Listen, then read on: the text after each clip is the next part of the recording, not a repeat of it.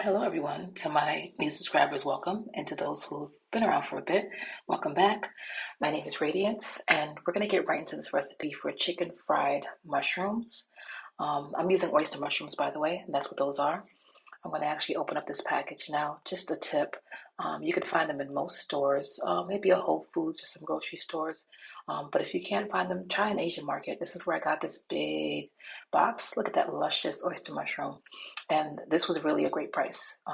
Oyster mushrooms can be kind of pricey, so just beware. But if you get it in bulk, you can save some. So we're going to get right into it. Going through my big box of oyster mushrooms. Look at that, nice and luscious.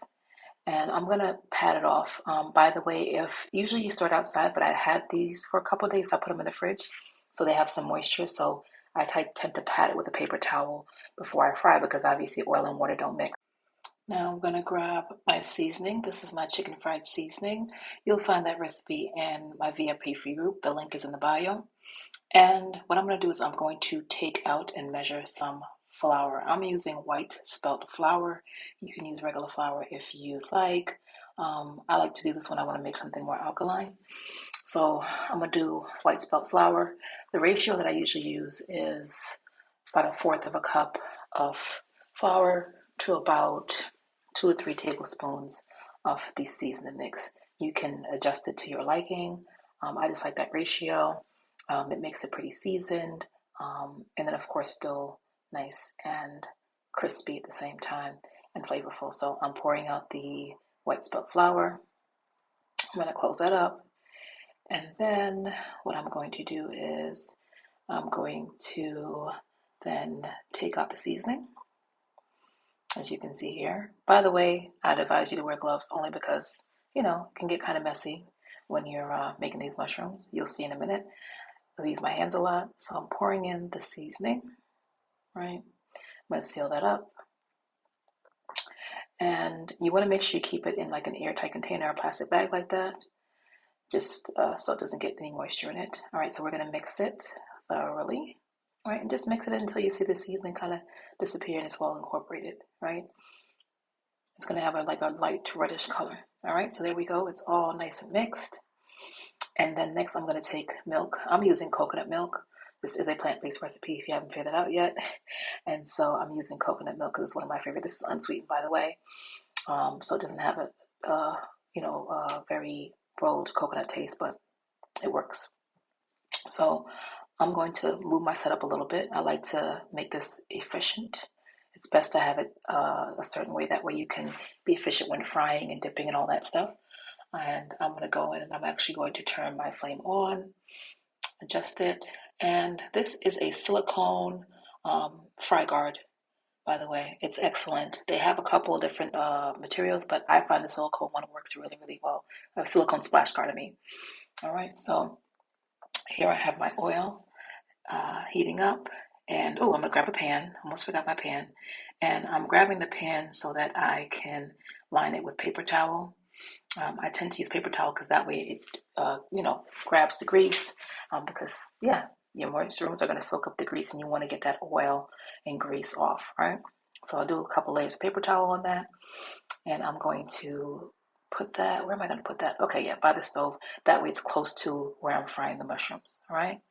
So then we're going to see that bottom part. You can cut that off if you can. If it's still not too hard, you can just pop them off and you can section it off. You can make these as big as you want or as small as you want. Sometimes I'll take those clusters and I'll split them apart. But see, those are a nice size. And I'm going to dip them in the milk. And I'm going to just push it in a little bit. See, so it's nice and moistened. And one of the things I'm going to do is I'm going to test out my oil. You take some flour mix, put it in there. It's not ready yet. That means it's not hot enough, right? So we're going to wait a little bit while it fries. And I'm going to press the mushrooms down. And while I'm waiting for the oil to heat up, I'm going to put it in the dry mixture first, out of the wet. Right? Just cover it up, take some more mushrooms, and toss it again in the dry. Now, sometimes I'll do a back and forth thing where I'll do dry, wet, dry, wet. Um, it's not necessary. It gives you more of a crust if you'd like, but it's still fabulous. It's still tasty, and it's still crunchy, no matter how many times you dip it. So there you go. I have those pieces ready. I'm going to do the rest of them. Coat that in the flour. And this is why I say you should wear gloves because, you know, doing all this, you can get your hands messy. If you don't have them, it's fine. You just gotta make sure you wash your hands a lot. And so then I'm gonna go in and test the oil again. There you go. You see that sizzle? Yeah, it's ready. It's ready, ready, ready. All right, here you go. Do you hear that sizzle? Do you hear that sizzle? Yeah, that's exactly what you want to hear. It's nice and just popping and sizzly, and that's what you're going for. That's what you want to hear. Plus, you can see it, right? You can see the oil bubbling up.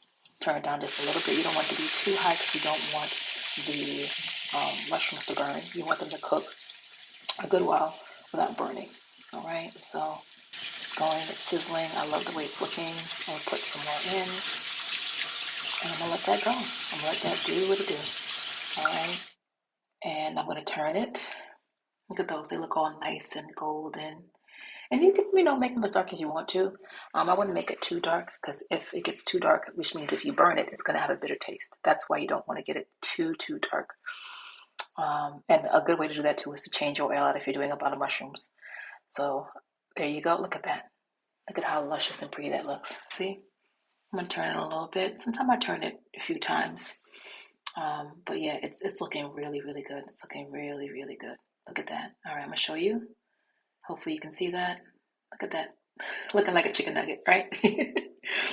Anyway, I'm gonna start taking the mushrooms out and put them on my paper towel lined tray, bit by bit. Use tongs, by the way. I should have mentioned that before. I love tongs. I use tongs for a lot of my cooking, but this in particular is a good thing. I'm frying some more. Yeah. And this is a big. I didn't use all the mushrooms, by the way. Probably used half of them, but I was making this for an event, a party actually. So that's why I bought so many. All right, so I'm going to turn this set, and now I'm going to show you up close what they look like. Look at that.